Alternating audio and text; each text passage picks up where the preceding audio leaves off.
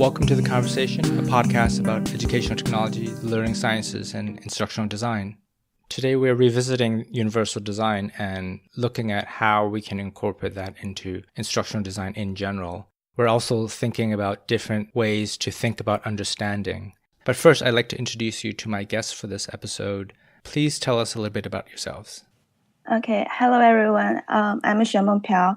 My undergraduate major is Japanese education, and after graduation, I used to teach Japanese for 3 years. And now my major here is education technology. So hello everyone, my name is Wendy and I'm currently a student now and I come from Taiwan. So actually I study the same subject, educational technology in undergraduate. So I come here to study the same, just want to know about what's the difference in America in Taiwan. Thank you both for being on the podcast. It's really great to have students who were educated in other parts of the world join us so that we can have a better understanding of what learning is like and what might be the similarities and differences. So this week we read about the 6 facets of understanding from the Understanding by Design reading. And I wanted to start with that and to see if you have any questions. Yes. When I was reading, I was confused about explain and interpret because the translation of these two words have same meaning in Chinese. But in English, there are some difference between these two words, and I learned from these readings. I want to share my understanding of these two words. Explanation. Students can provide sophisticated explanation of theories to expand upon events, actions, and ideas, and they are able to provide thorough and justificable accounts of phenomenon facts. And its understanding revealed through performances and products that clearly and explain how things work or what it looks like. And the learners will review an understanding of things perhaps by an experience or a lesson by the teacher and the concept or their performance before. So when they are able to transfer their knowledge into the situations that provide a useful framework and telling evidence to support claims. And I think supporting our opinions is very important when we are learning because we need to explain why our answer is correct. So we need to supply support for our opinion. So that's explanation. Yes, and interpretation. In this level, I think students can identify meanings in what they have learned through interpretation, narrations, and translations. And students are able to relate to their life or things happening around them. So for example, students can translate out the words but doesn't grasp the meaning of English sentence. But it doesn't mean that the students are not be able to interpret. In my understanding, the students should know the meaning of an English sentence and also be able to narrate by using their own words. So in teaching language, by my experience, improving interpretation skill is very significant, and it will improve with a strong educational background because it's not just translate the meaning of the words. You may need to practice every day by watching videos or read books. You need to know about the cultures also. That is interesting when you point out that both explanation and interpretation are translated into the same phrase in Chinese. That would make it very confusing to understand. Do you think you know the difference now? No, I just learned from this reading what's the explanation and what is interpretation. Well, that's good. What about the other facets of understanding? Yes, I have questions because I'm a language teacher. So how I can use empathy to assess my students' learning? Empathy requires not only that you can understand each other's situation, but also that you can deepen into the situation and experience the emotions. So you may feel a bit of thinking in others' angles, but not at all of them are these thoughts. So the empathy also needs you to start from the situation of others to think and feel the choices you can make rather than simply knowing the situation. I see empathy being important in language education in at least two ways. More generally, I would say that empathy is a big part of universal design. The idea of universal design is for the teacher to see things from the student's point of view and to be able to decide whether students have equal access to how they want to access the content and how they want to express their understanding. So that's empathy, but that's more from the teacher's point of view. With regards to empathy in language education, I would say that language and culture are intimately connected. And if you're learning a language for the first time, sometimes it's important to understand the other culture and not just understand grammatical structures. So I think you mentioned Japanese. Yes. From what I understand of Japanese, I learned it briefly. There's a whole system of hierarchy, and who you talk to and what words you use are highly dependent on the person's status. And so that would require a lot of empathy from the learner's part because, at least in English, there is not a similar comparison. And so you would really need to see things from the point of view of Japanese culture. And I would say that would be a big way that empathy plays a part. So, but that's a good question. Do you have any other questions with regards to the 6 facets of understanding? I have one more question. So how do you compare the 6 facets of understanding and Bloom's taxonomy? Because I think the 6 facets of understanding are most comparable to Bloom's taxonomy at the cognitive domain level because both models used to describe the stage. And the big difference between these two models, I think. That's a really good question. I actually have a slide that asks a similar question about having you compare the different models and frameworks that we've been using. So this is right in line with that. For me, looking at Bloom's taxonomy and then comparing it to the 6 facets of understanding, my take on it would be that Bloom's taxonomy talks about the entire range of potential learning activities that we find in the classroom, or even not just the classroom, anywhere. And he starts with the lowest level with remembering, which is when you just start with basic facts and you're not necessarily connecting it to a context or a specific situation. And the 6 facets of understanding starts probably at least at the 2nd level of Bloom's taxonomy, which is called understanding. So I would say that is how they would match up. In other words, the lowest level of Bloom's taxonomy, remembering, is not even one of the facets. And the rest of the facets could be found in different levels, possibly depending on what the activity is. So there might be some overlap. And so I don't think there's a one-to-one correspondence after that. But I do think that to get to the 6 levels, or the 6 facets rather, you are already at a somewhat higher level in Bloom's taxonomy. At first, I have the same thought about they can compare together because the labels and the first stage and the second stage that I reckon maybe they are the relevance. And I thinking another one is the last reading we use about the authentic text. I'm thinking maybe they have the similar things in the facts of understanding. I think it's also important to remember that the facets of understanding don't differentiate between what is better than the other. They are all just kind of equally important in terms of being part of understanding, whereas Bloom's taxonomy typically does involve a hierarchy, so that if you are only doing remembering and understanding and not doing any of the higher level work like evaluating and creating, then your unit is probably not meeting those higher level goals. So that's important to point out, that the difference is that one is a hierarchy, or at least layered, while the 6 facets isn't layered in the same way. Do you think the activities or the units we design need to be as close as possible to the 6 facts of understanding?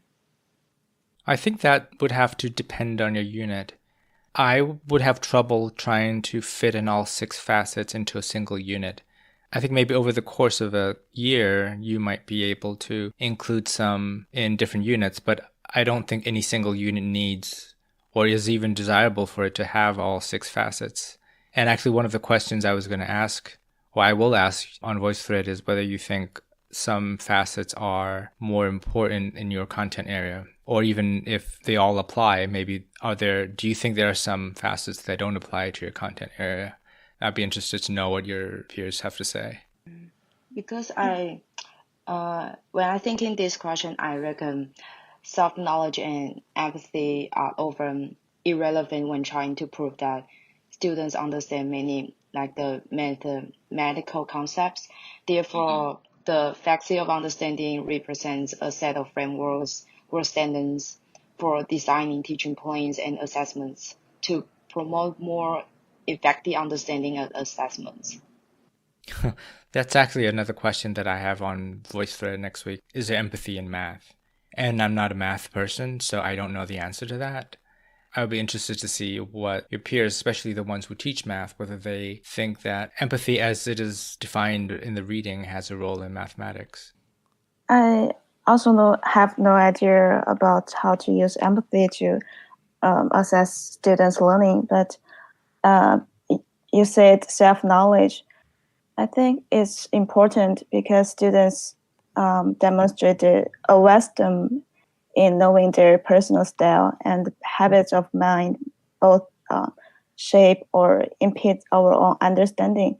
And they are aware of what they don't understand and why understanding is so hard.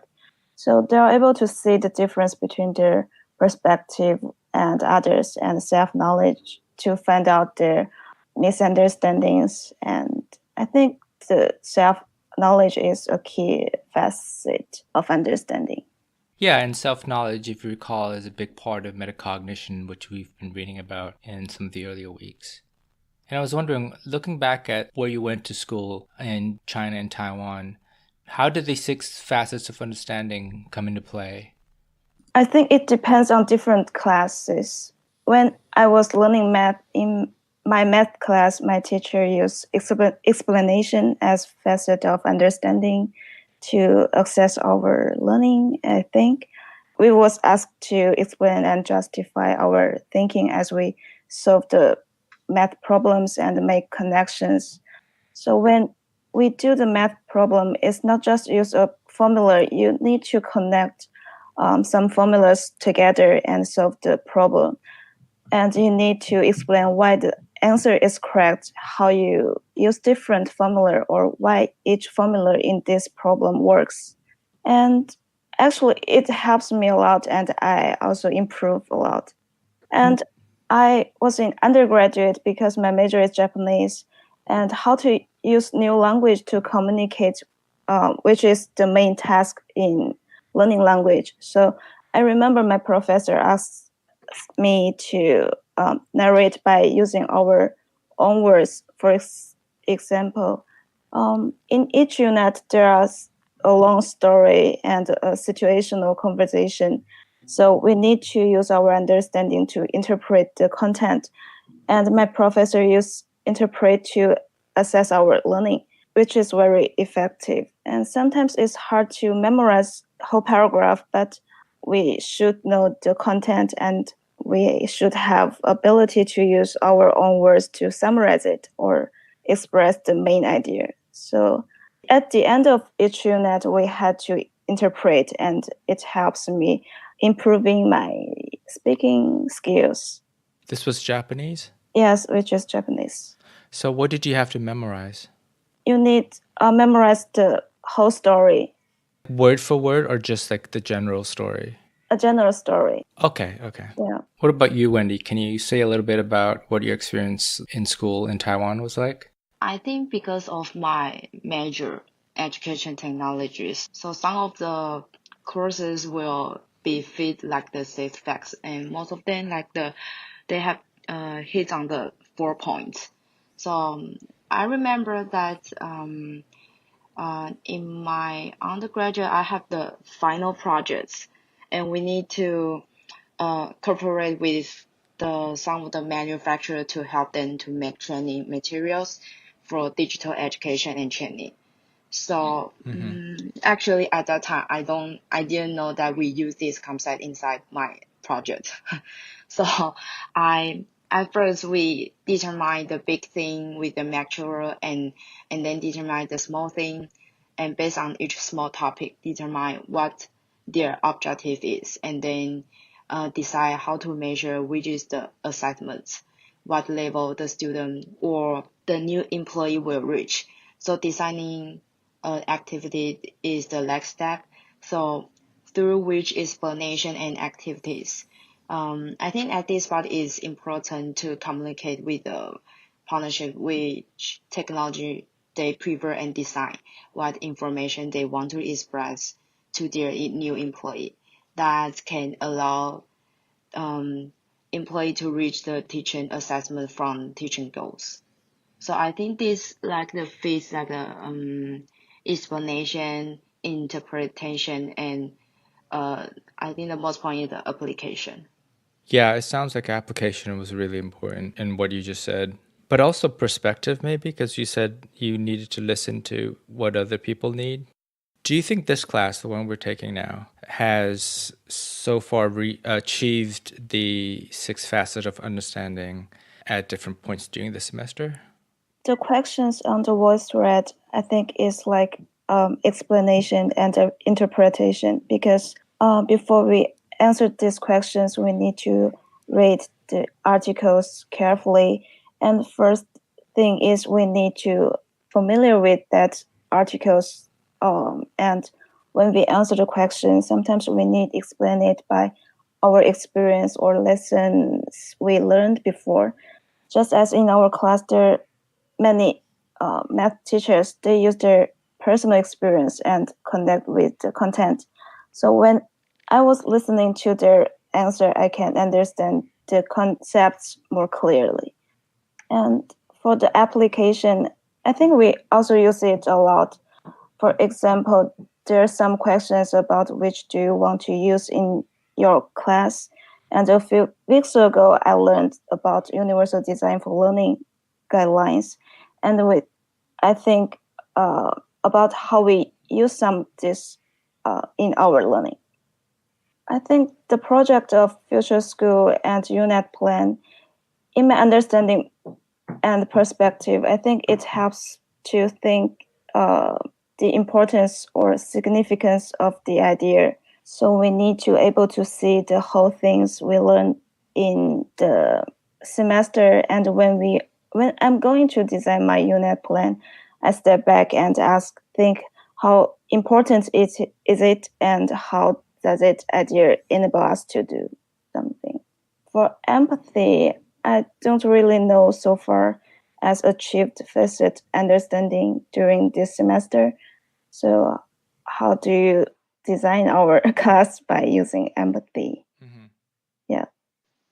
Yeah, just agree her points about the first one and the second one, that explanation is present on our voice thread and assignments. And the second and the third one point is interpretation application, because we sometimes, just like Xuemeng said, we need to give our own opinions or example to verify whether they conform to these theories. And the 4 points, the perspective, so we will have the practical goal based on the standard, constantly self-assessing themselves and learning effects. In general, explanation, interpretation, and application are probably the easiest to design the unit around because they're very straightforward.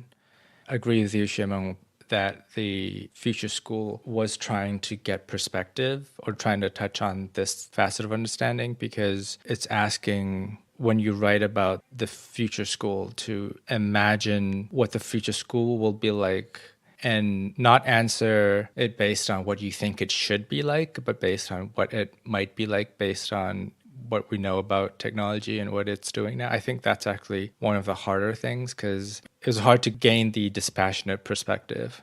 And empathy, I would say empathy would be done in two ways.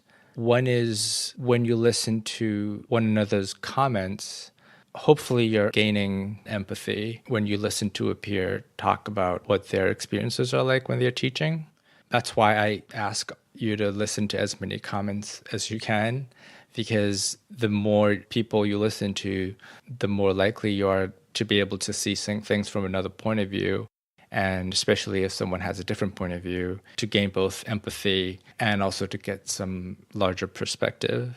But I would say empathy is also a big part of universal design, which you mentioned earlier, because the whole idea of universal design, and not even just universal design, but like good instructional design in general, is that you're looking at the lesson from the point of view of the student.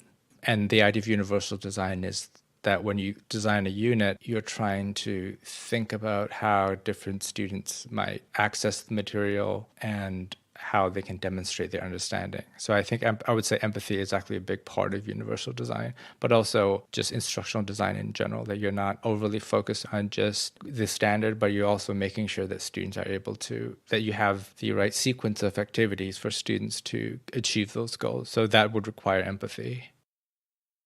In the Universal Design reading, they talked about the gorilla video again. Why do you think this study keeps popping up? I think this is the second time it popped up. I think gorilla video shows the selective attention, so which shows how by focusing too intently on a thing, so we block out other information. We select what we wish to pay attention to and ignore other information. Where we go out looking for information to confirm the beliefs we already hold. And I remember I have read before that sometimes we want to believe we are right because we don't want to change our belief or our thinking. So, for example, the teachers who don't have sufficient experiences are so focused on recognizing the bad behavior and paying attention to it, that unexpected good behavior becomes invisible.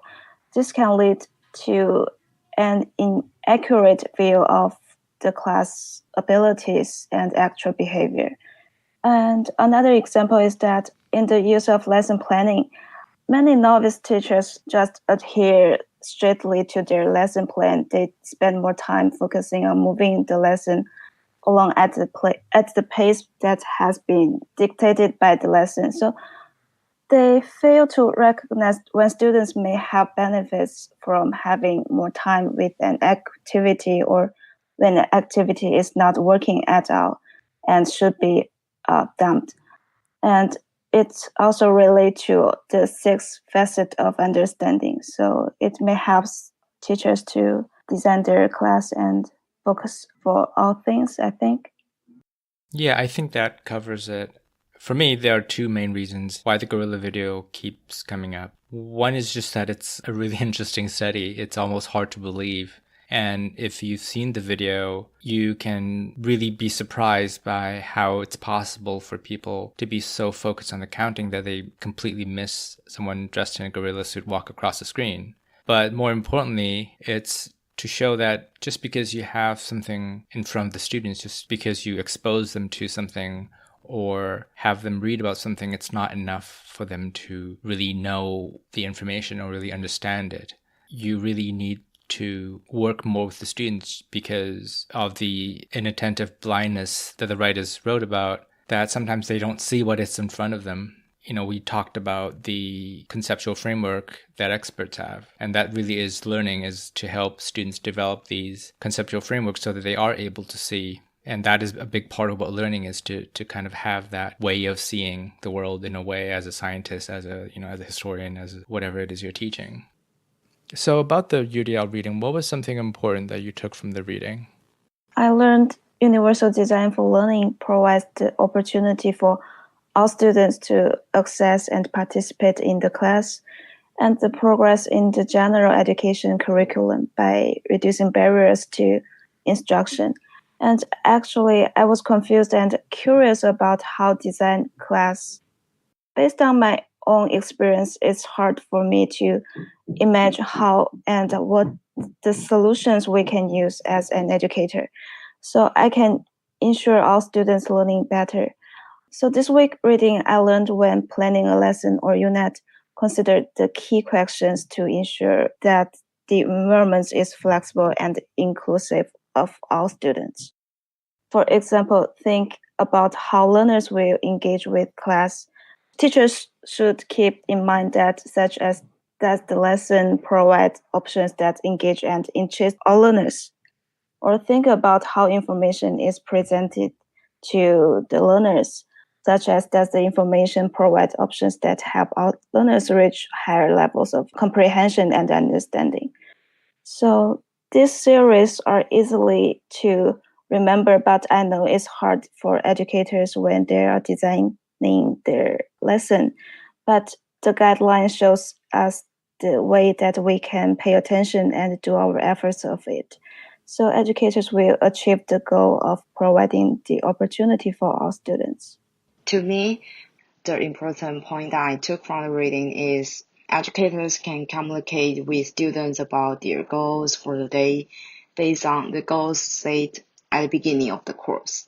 So according to our classroom goals, you can decide which materials and methods are best for your students.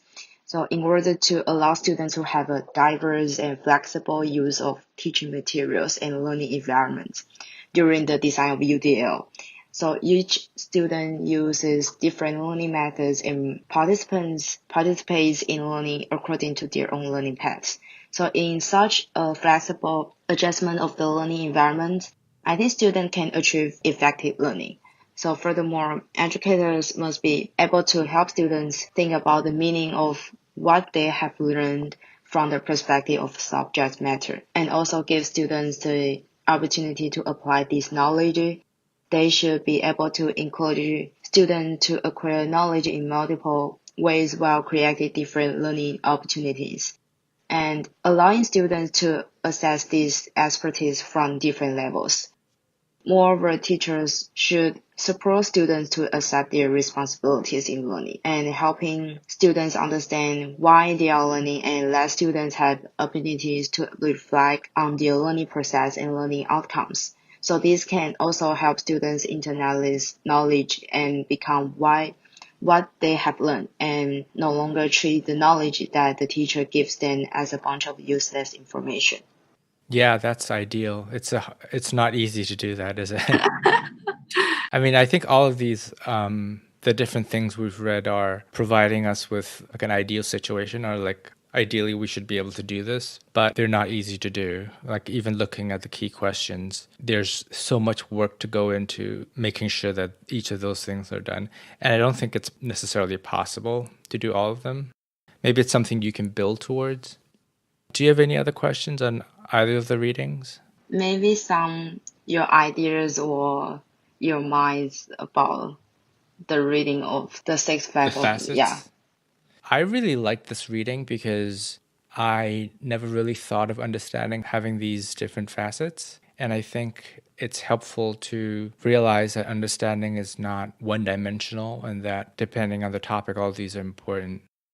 Knowing these different facets also helps teachers design better lessons, in terms of knowing that understanding something is not as simple as just knowing the basic facts, but being able to use them. And I think that's what all these different facets try to do. That's why I think, just going back to your earlier question, that's why I think they all reach somewhat higher levels of Bloom's taxonomy, because they're not asking you to just repeat something or memorize something, but asking you to use it in some way, either through explaining it, interpreting it, applying it, or gaining perspective, or showing empathy, or showing self-knowledge. So I think that's what I like about the 6 facets, because it also makes sure that you're not stuck with the basic level of Bloom's taxonomy, which is the easiest to assess. That was why I asked you to do the hands-on assignment, where you compare the technology with Bloom's taxonomy and the SAMR model, and to see if you're able to use those frameworks to analyze a technology and find out whether it is reaching the higher levels of Bloom's taxonomy. And some of them don't. The ones that are really good at assessing, remembering, and facts, those are easier to design, and they're typically not very effective teaching tools. Those are not very high, in my opinion, not very high in Bloom's taxonomy, but they're the most common. So hopefully when you design your units, you will find technologies that would be high in Bloom's taxonomy and achieve the different facets of understanding, which is not easy. None of this is easy. Okay. I think that wraps up our episode. Next week, we'll be reading more about understanding by design. I want to thank you both for being here today. Thank you, Professor. And wish you a great weekend. Have a good weekend. Bye. Bye.